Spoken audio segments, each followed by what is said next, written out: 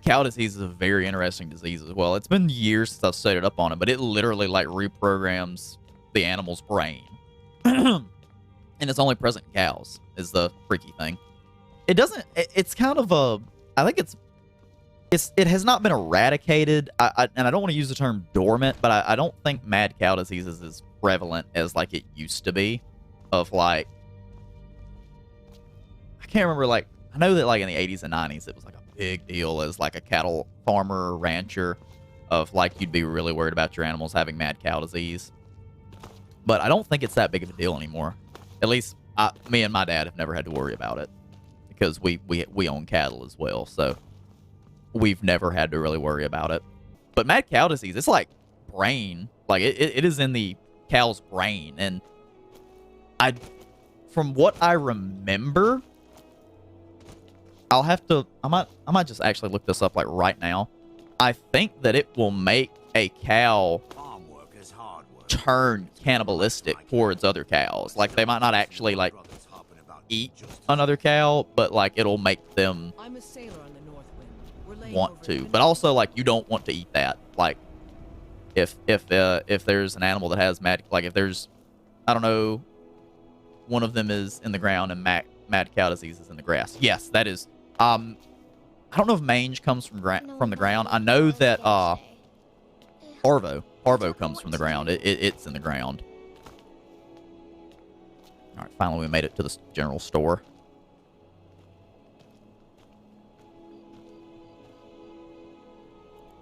Wait 12 hours. Hang on, while we're waiting, let me look this up.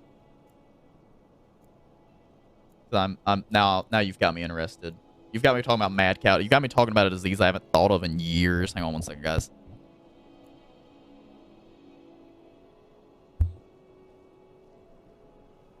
It is called BSE, is what it's called. It is a progressive neurological disease of cows. Progressive means that it gets worse over time. Neurological means that it damages a cow's nervous system, brain, and spinal cord. I do remember that because I have seen videos of like one that of like a cow that has mad cow disease, and if you've ever seen a fainting goat, of like when you scare it, it just like seizes up and falls over. Like the cow will tremble and just fall over sometimes, and like that's and like it tries to get up and it like can't get up and everything. Most scientists think that BSE is caused by a protein called prion. For reasons that are not completely understood, the normal prion protein changes into an abnormal prion protein that is harmful. The body of a sick cow does not even know the abnormal prion is there. Without knowing it's there, the cow's body cannot fight off disease. Common sign of mad cow disease is incoordination. A sick cow has trouble walking and getting up. A sick cow may also act very nervous or violent, which is why it is often called mad cow disease. Let's see. Okay, here we go. Here is BS. Here's how they contract it. It says the parts of a cow that are not eaten by people are cooked. Wait. Yeah, that are not eaten by people are cooked, dried, and ground into a powder.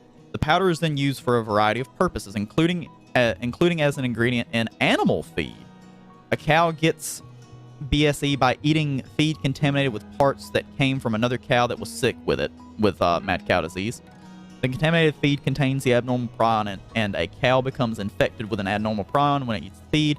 If a cow gets BSE, it most likely ate the contaminated feed during its first year of life. Remember, if a cow becomes infected with an abnormal prion when it is 1 year old, it usually will not show signs of it until it is 5 years old or older. I didn't know that. Mutually assured destruction.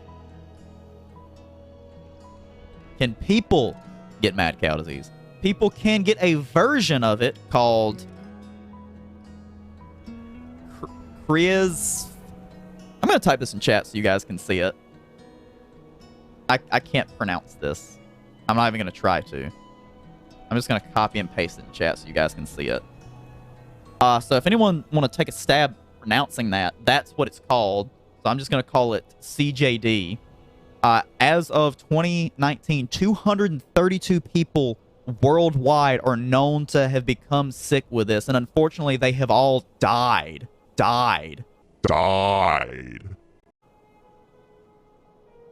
It is thought that they got the disease from eating food made from cows sick with mad cow disease. Most of the people who have become sick with it lived in the United Kingdom at some point in their lives. Only 4 lived in the U.S., and most likely these 4 people became infected when they were living or traveling overseas. Let me put my sword back up. Neither of these is contagious. This means that it is not like catching a cold. A person or a cow cannot catch it from being near a sick person or cow. Also, research studies have shown that people cannot get it from drinking milk or eating dairy products, even if the milk came from a sick cow. Creutzfeldt. Is that how you say that? Okay, Creutzfeldt-Jakob disease is what it's called. So basically what it's saying is if we, as myself in the face with Mike, if we ourselves, like, as people, eat like infected cow meat, you can get it. Or of course if another cow, and yeah, I am teaching myself virology real quick. I don't know why. I haven't thought about mad cow disease in like 20 years. No, not quite 20 years. And probably like 16 or 17 years, because I remember talking about it like in high school. Okay, no, but we talked about it a little bit in high school. No, that's different. We talked about it a little bit. Like, I was a kid whenever I was talking about mad cow disease and learning about it. It's been a while. So it's, I don't know, and also like owning cattle makes me think about that. Yeah, I know I own cows. It is thought that they got the disease from eating food made from cows sick with BSE. It doesn't make sense that you can't get it from drinking milk or eating cheese that was made from a cow that was sick from it, but you get it from eating. It says from eating food made from cows sick with it. So that doesn't make sense. Like, at all. To me. Of how it's like, you can't get it from milk and cheese, but you can get it from other stuff. That doesn't make sense to me. Maybe I'm just dumb. It does. I need to, hang on, I need to look that up too here in a minute. Of like, does it make people act the same way that it makes a cow react? Because it says it makes the cows react like, hey, there's that horse again. That horse just keeps showing up.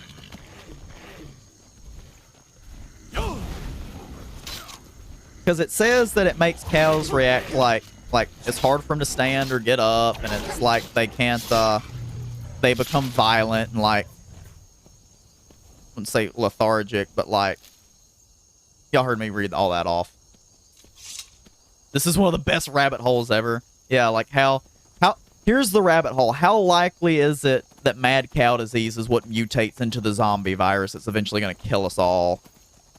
Or is it that one, or is it rabies? Which one's more likely to mutate and turn into a zombie disease? Oh, hang on.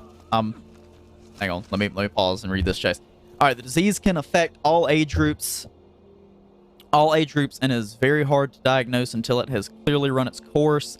In the early stages of CJD, people have symptoms related to the nervous system like depression and loss of coordination. Later in the illness, dementia develops, but only in advanced stages of the disease can brain abnormalities be detected by MRI. CJD is fatal, usually within 13 months of the onset of symptoms. That is like, that does not sound like zombie. It sounds like it more of just like puts you down. I think the reason people compare it to a zombie virus is because sometimes after like the cow dies, like it can like, which obviously anytime anything dies, it still like twitches and stuff like that. So it's possible that that's what they experience. But I do recall seeing like videos of a cow that is dead and like it falls over, and like they know that it has mad cow disease. It will fall over dead and then get back up and like twitch around and stuff. But also that's just like normal for things that have died. They're most likely to twitch and stuff like that. So they don't stream on Twitch, they just twitch.